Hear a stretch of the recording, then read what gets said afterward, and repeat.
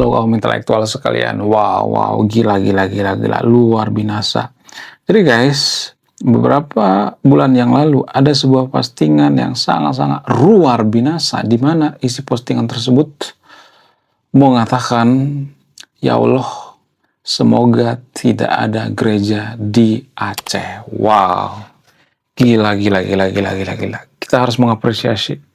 Kenapa kita harus mengapresiasi? Karena dia dengan sadar, dengan waras menuliskan komentar yang berbau rasis. Apakah ini rasis namanya? Yes.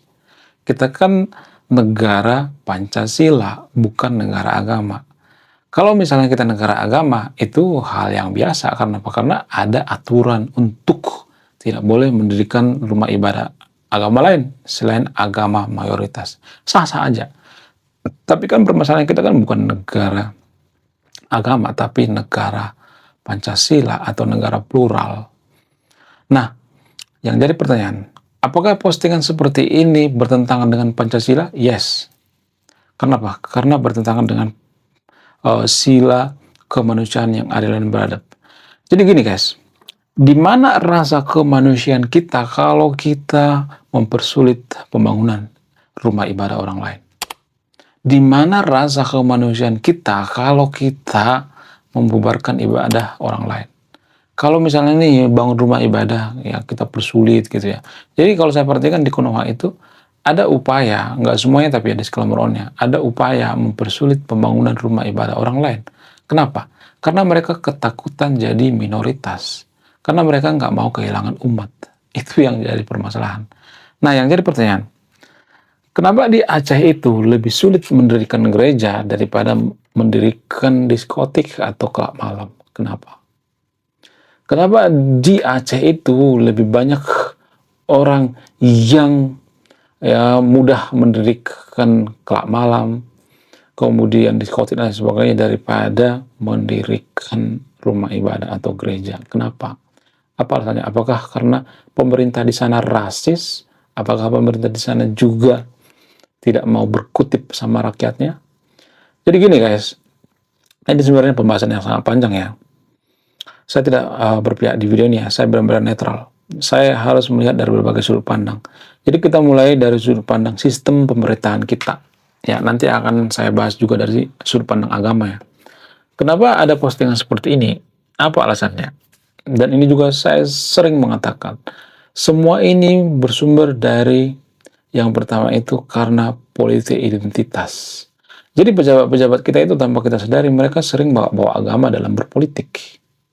Dan biasanya kalau mereka berpolitik bawa agama, mereka biasanya akan mengatakan, jangan pernah pilih kafir, pilihlah pemimpin yang seiman. Ya biasanya mereka mengatakan seperti itu sembunyi-sembunyi ya.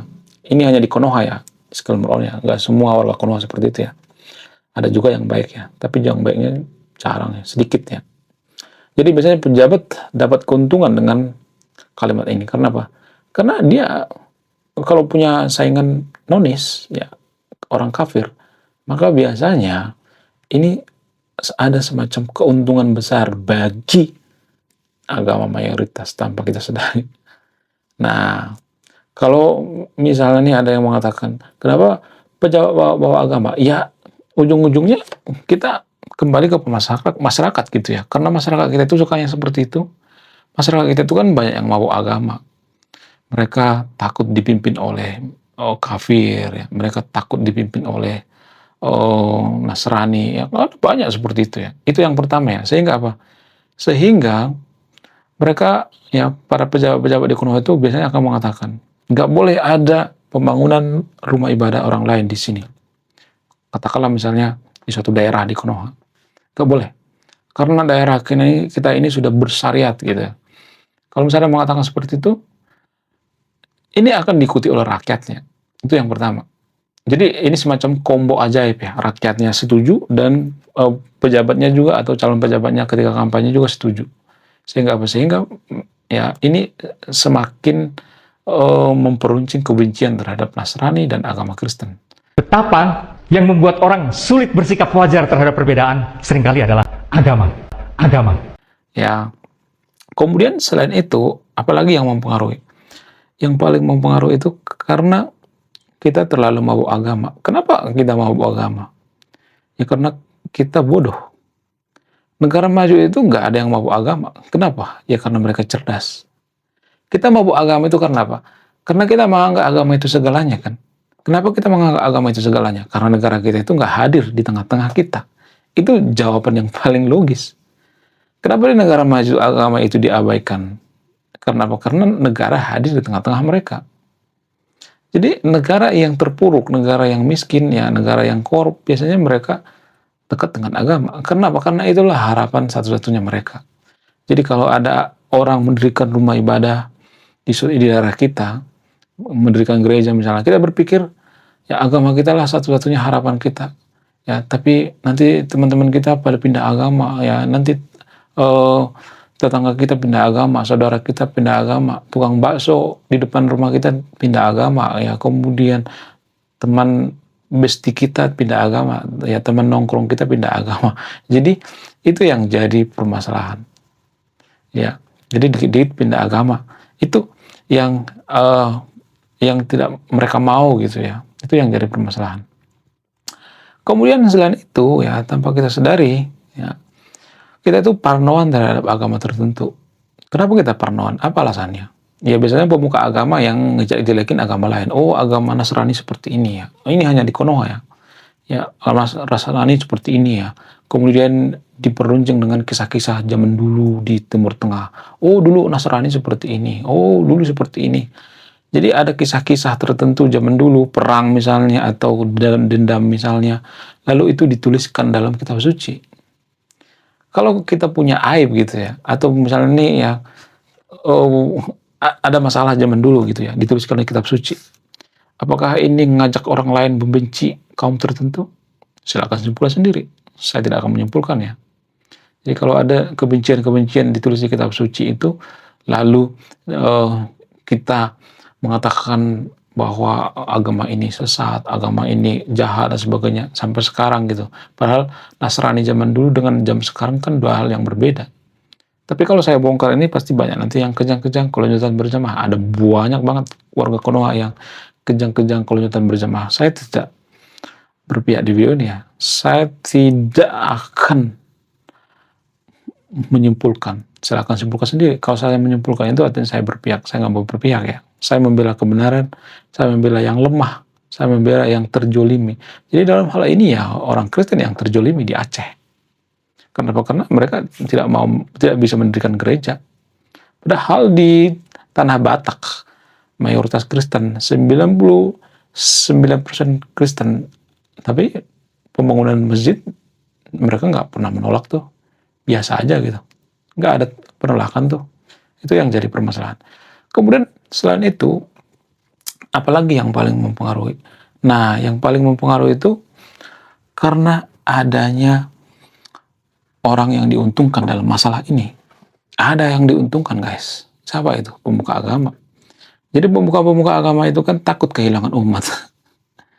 Ya, pemuka agama di Konoha itu kalau misalnya nih ya, suatu saat muslim minoritas gitu. Kan pemuka agama itu kan mau kerja apa coba? Umatnya nggak ada gitu. Mau makan apa coba? Nggak semua tapi di Skelbroni nggak semua seperti itu ya. Ada juga yang bekerja gitu, tapi ada yang profesinya berdakwah gitu ya. Ya maksudnya dikasih duit gitu ya. Beda seperti guru ngaji yang di daerah-daerah itu ya, dia kan petani gitu. Yang jadi itu lebih murni menurut saya pribadi ya. Daripada tugasnya hanya berdakwah. Karena gini, kalau saya perhatikan di Konoha itu semakin membenci agama lain, ya pemuka agama semakin membenci agama lain, biasanya mereka akan semakin diundang di mana-mana gitu. Itu yang jadi permasalahan. Ya kemudian semakin dia ngata-ngatain Nasrani, kalau saya perhatikan di Konoha itu, ya maka semakin banyak pendukungnya, akan semakin banyak followernya. Itu yang jadi permasalahan. Jadi kita tuh sebenarnya penyakitan gitu ya. Orang Konoha itu sakit gitu ya. Sakit apa? Sakau terhadap agama. Kita itu kecanduan agama, guys. Padahal agama itu kan keyakinan. Kalau misalnya ada yang meyakini bahwa membangun gereja di Aceh itu mendatangkan bala misalnya, saya tidak mengatakan seperti itu ya, mendatangkan sial misalnya, atau takut mereka jadi minoritas misalnya, takut mereka masuk neraka misalnya sebagainya. Itu kan sebatas keyakinan. Keyakinan itu kan nggak bisa dibuktikan secara ilmiah. Keyakinan kita kan belum tentu benar. Ya, keyakinan itu sama seperti air minum misalnya nih.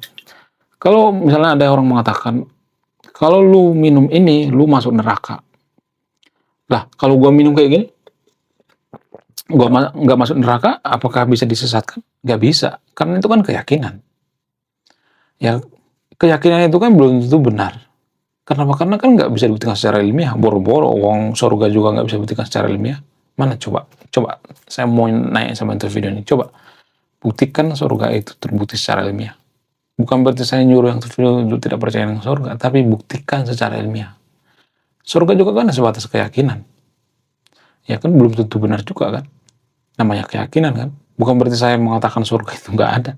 Sah-sah aja kalau misalnya nih ya, Anda bahagia dengan mengatakan bahwa surga itu ada. Sah-sah aja. Saya tidak mau mengganggu kebahagiaan Anda gitu. Saya tidak mengganggu-gugat kebahagiaan Anda gitu. Nggak jadi masalah. Tapi kan permasalahannya keyakinan kita itu kan belum tentu benar kan. Kita harus memberikan space keraguan gitu. Nah kita itu kan nggak ada space keraguan, kita menganggap agama kita yang paling wow, paling sempurna gitu ya. Padahal kita nggak tahu bahwa dalam agama kita itu ada banyak kemiripan dengan agama Mesopotamia kuno, agama Zoroaster gitu. Nabi Adam itu mirip banget dengan kisah-kisah yang ada di Mesopotamia kuno. Ada itu, nanti cari datanya. Jangan sedikit disuapin gitu ya. Harus ini dong ya, baca gitu ya, baca buku ya. Ya kemudian selain itu dalam agama Zoroaster juga ada kemiripan ya. Kemudian epos Gilgamesh gitu. Epos Gilgamesh itu ya mirip-mirip seperti kisah Nabi N ya. Di Konoha itu kan ada kisah Nabi Air Bah ya. Mirip seperti itu. Mirip banget. Nah yang jadi pertanyaan, kalau misalnya agama itu ciptaan Tuhan, kenapa kisahnya mirip-mirip gitu? Itu yang jadi permasalahan. Ya, saya tidak akan menyimpulkan, silakan simpulkan sendiri ya. Kemudian ya, kenapa kita membabi buta dengan keyakinan kita gitu? Apa alasannya? Ya karena kita kekurangan gizi gitu. Orang yang kekurangan gizi itu dia biasanya nggak berpikir logis, nggak berpikir rasional ya. Yang penting imani saja. Karena ini keyakinan gue. Ya jadi orang yang IQ-nya tinggi itu ya catat kata saya, saya ngajak yang nonton video ini, saya nggak ngajak Anda untuk ateis atau tidak beragama ya. Orang yang ateis itu cenderung orang-orang yang cerdas. Orang yang cerdas itu kecenderungan dia ateis. Karena apa? Karena dia berpikir bahwa ya surga itu kan keyakinan. Ya keyakinan kita belum tentu benar gitu. Nah, apakah ateis pernah takut dengan gereja? Enggak. Orang-orang di Eropa itu nggak pernah takut dengan gereja. Nggak pernah. Kenapa? Karena mereka berpikir rasional gitu. Nggak pernah takut. Bahkan ya kalau kita bangun gereja di sana itu nggak dipersulit tuh. Mau bangun gereja nggak jadi masalah. Bahkan kalau kita menyebarkan agama ke Eropa itu, kita nggak dikatain stres gitu. Nggak semua ya, tapi di Skalameron ya. Nggak semua daerah ya. Karena mereka menganggap bahwa agama itu kan keyakinan. Ya agama itu kan ciptaan manusia, itu dari sudut pandang mereka. Ngapain kita beragama? Negara sudah hadir kok. Ya birokrasi sudah bagus ya. Kemudian mereka salah satu negara paling jujur, ya buat apa ya? Jadi justru negara yang paling beragama, si paling religius itu, ya kalau saya perhatikan itu, biasanya negara tersebut paling banyak maling, paling banyak masalah, yang intoleransi dan sebagainya. Ada banyak masalah. Nah, bagaimana dengan postingan yang ada di media sosial ini? Saya yakin ya, banyak warga Konoha yang suka dengan postingan atau suka dengan komentar tersebut. Saya yakinnya. Kenapa bisa seperti itu? Apa alasannya? Ya karena kita itu sudah kecanduan agama. Kecanduan agama itu bikin orang nggak berpikir waras gitu ya.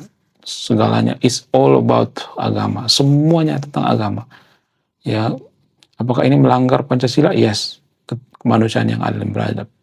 Di mana rasa kemanusiaan kita kalau kita menghalang-halangi orang bangun masjid dan gereja gitu? Di mana keadilan kita, keadilan sosial bagi seluruh rakyat Indonesia, sila Pancasila, keadilan sosial bagi seluruh rakyat Indonesia di mana coba? Ya, di mana keadilan sosial kita? Nggak ada kan? Ya nggak sih? Jadi, ya orang-orang seperti ini melanggar Pancasila. Kalau misalnya mengatakan, oh itu kan ada aturan-aturannya tuh, kok aturannya melanggar Pancasila? Ya, kalau aturan itu nggak boleh melanggar Pancasila, ketuhanan yang Maha Esa. Kemanusiaan yang adil dan beradab nggak boleh melanggar Pancasila, nggak boleh. Boleh bikin peraturan, tapi jangan melanggar Pancasila. Jadi ada semacam tumpang tindih gitu, ya kan? Jadi kalau ada peraturan daerah misalnya nih ya harus tanda tangan ya bikin rumah ibadah. Ini kan melanggar Pancasila kan? Keadilan sosial bagi seluruh rakyat Indonesia. Asal jangan mengganggu orang lain. Misalnya nih bikin rumah ibadah. Asal jangan bikin macet. Kemudian asal jangan mengganggu perjalanan. Kemudian asal jangan mengganggu orang lagi tidur gitu ya. Jangan berisik gitu. Ya, suara mikrofonnya jangan gede-gede gitu. Nggak jadi masalah kok. Apa masalahnya ya kan? Ya sah-sah aja ya kan. Di Eropa juga seperti itu. Boleh lu bikin rumah ibadah tapi jangan mengganggu gitu. Sama seperti di Belanda misalnya. Jangan mengganggu. Itu yang jadi permasalahan. Menurut kalian gimana? Coba tulis kolom komentar ya. Saya tidak akan berpihak di video ini ya. Silahkan simpulkan sendiri. Apakah ini melanggar Pancasila atau tidak? Saya tidak akan menyimpulkan. Wah, gila.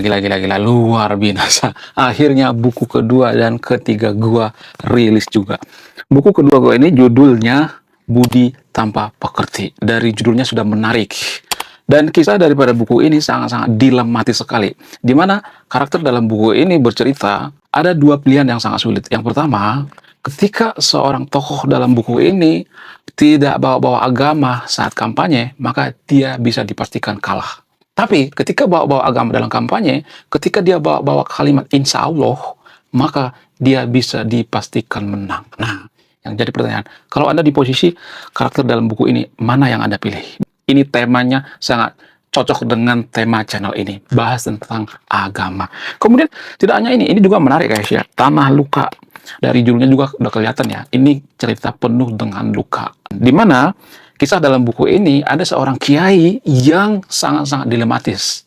Dia bingung memilih antara menyelamatkan hutan atau menyelamatkan 1000 anak yatim. Jadi kalau Anda di posisi buku ini, mana yang Anda pilih? Nah, yang menarik dari kedua buku ini adalah menggunakan sudut pandang sastra Nobel. Kapan lagi ya kan baca buku yang setara dengan buku Nobel. Wow, luar biasa. Silahkan di check out sekarang juga. Kalau nggak di check out juga nggak apa-apa. Karena saya nulis buku itu bukan nyari duit sebenarnya. Ya, karena saya pengen berkontribusi terhadap kemajuan bangsa kita. Itu tujuan saya nulis buku ya. Jangan lupa link pembeliannya ada di pin komentar video ini. Saya kaum intelektual, salam rasional.